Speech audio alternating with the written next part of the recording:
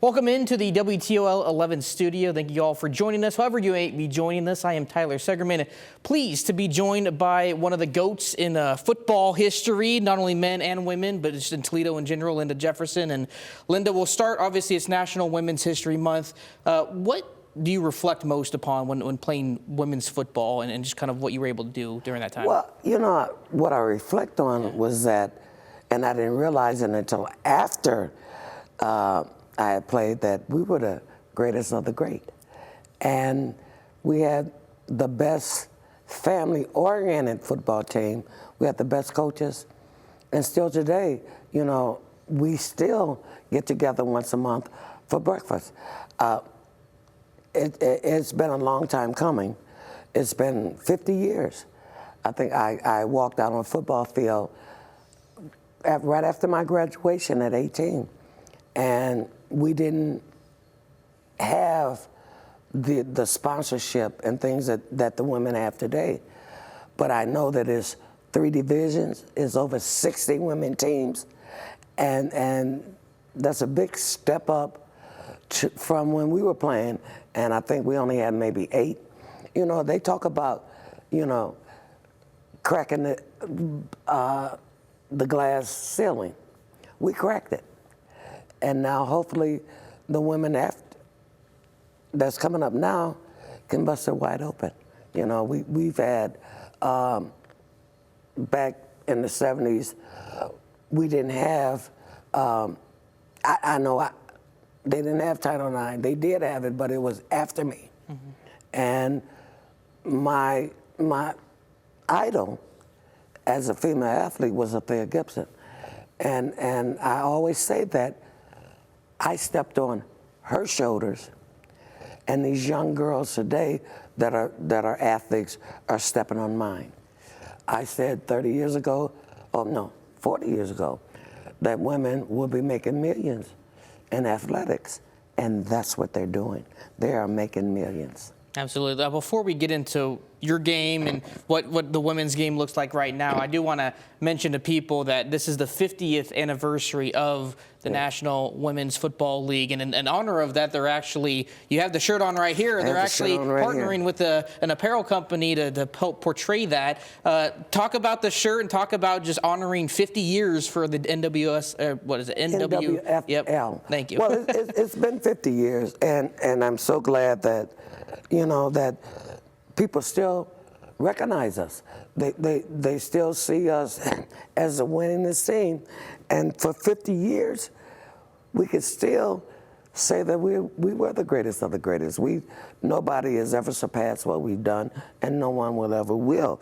But these are our 50 years of Toledo Troopers, you know. And it's a great thing because, you know, these young girls that might not be basketball players or track runners or softball players, but now they have the opportunity to play football.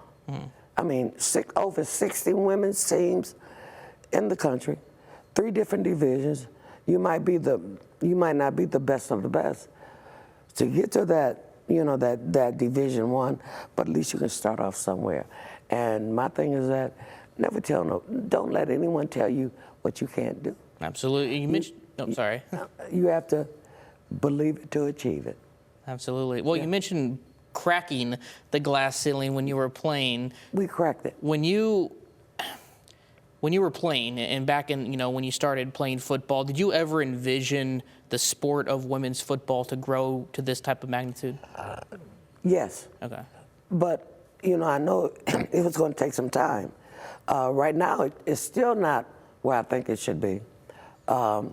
We don't have the sponsors that, you know, men football teams have. We don't have those sponsors, but I think in time we'll get there. You know, I know we'll get there. You know, I was one of the first women ever to be inducted into a Hall of Fame. That's a start, and that's been over 22 years ago. So yeah, we'll get there. But you know, I think what happened to Toledo Troopers is that Toledo, I mean, embraced us. They were behind us, and they still are. And that's what I love about this city. You know, the pride that the city has taken it, and with our football team. You know, after 50 years, we're still known. You know, I can walk down the street and people still know who I am. So yeah, I know that right now it's a step, but there's other steps that can be taken. Right. I mean, we see throughout, you know, this time when girls, especially in high school, they'll join the male football team or the high school football team. That's obviously a different avenue to get into professionally. So what would be your advice, I guess, for young girls watching this to get into professional football? Okay, my thing is that young girls, and this is just my opinion, should never play high school football. I mean, it's enough girls football leagues and all that they can play. I mean, women are not built like men. Men have been playing football since they were 6 years old. And a lot of us, like me, I never started until I was 18. So I don't have the physical build for that. But it's so, you know, like I said, the 60 teams. So it's other avenues that they can go through. But playing on like I said, it's just me, playing on a high school football team, you know, these guys are 6'4", 300 pounds, you know.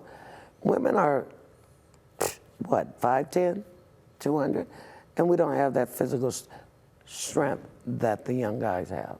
That's just my opinion. Right. You know, I don't care if you started at 6. We'll never build up that muscular, that physical being as a male football player. Yeah. The size obviously was a disparity, but you had the speed. I was looking at some highlights there. Like, I'd be not doing my job if I didn't bring up the highlights and how well you looked back in the 70s and 80s. I mean, when you look back on that time, and obviously you were great at what you were doing playing in that league, was there a moment, I mean, any favorite plays that you remember, like, that will always stick with you in terms of just, like, excelling that high?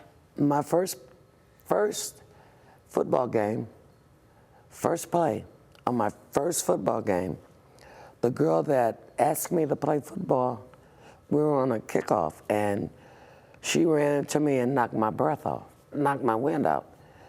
You know, if you ever had your wind knocked out, it is not a good feeling. And I'm laying on the ground and said, I don't want to do this anymore. But, you know, our next play, I'm sorry, on offense, I ran an 85-yard touchdown. I said, I can do this. And the other thing that I remember playing football, you know, because 50 years is a long time to remember things, is when we played in Texas Stadium. And we walked in Texas Stadium. We're used to playing in cornfields and high school stadiums. We walked in Texas Stadium, and it's 50,000 seats. And, you know, we looked at, our team we might have had 33 people, and their team had 65 people, and they were all looking nice, uniforms, everything. We had to play in our practice jerseys. But, you know, we were scared. But after the first play, the quarterback was supposed to turn to the right halfback, but turned to me. And the ball hit off my thigh, and I ran 93 yards. I remember that. So, you know, those things I remember is a lot of things that playing in my career playing football, it has been, you know, other highlights, but those are the main ones. Yeah, and even, I mean, not just Toledo. I mean, the entire league history, they look at you as one of the GOATs, one of the best to ever play. I mean, when you hear that to this day, what does that mean to you? You know, it really doesn't mean anything to me because of the fact that I was down at the Women's Super Bowl. And this woman walked by me and said, hey, you're the GOAT. I didn't know what that meant. Yeah. I thought she was calling me names, but after someone told me what it was, the greatest of all time, I don't consider myself the greatest of all time. I consider myself being part of the greatest team of all time. And we had a great team. You know, if it wasn't for them, it would be no me. Mm-hmm. And we had a great team. We had great coaches. And hopefully, you know, this world will see what the beginning of women's football all the way to the end. And we were the pioneers. We were the beginning. Absolutely. Do you envision Toledo maybe having a team down the road again, or? Well, they've had several teams down the road. They've had the Toledo Spitfire, the Furies. I think the last one was called the Toledo Rain.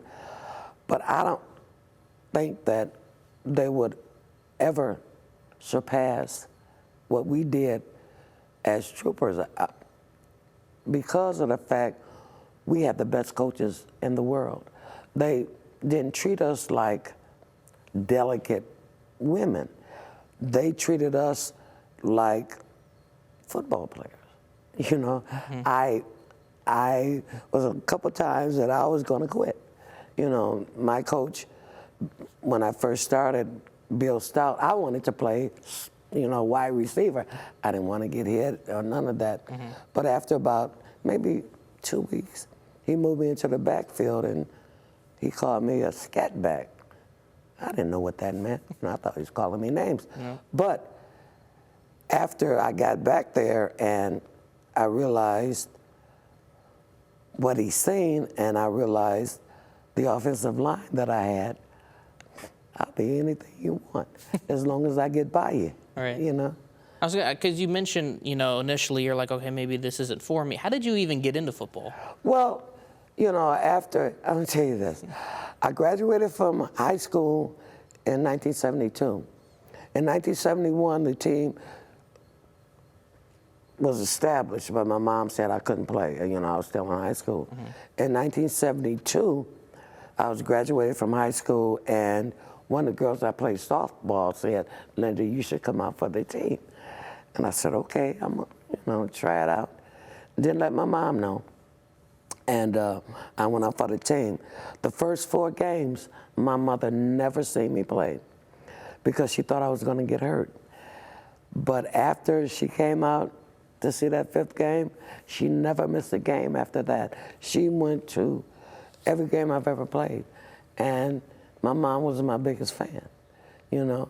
And she was the woman that encouraged me, don't let nobody tell you what you can't do.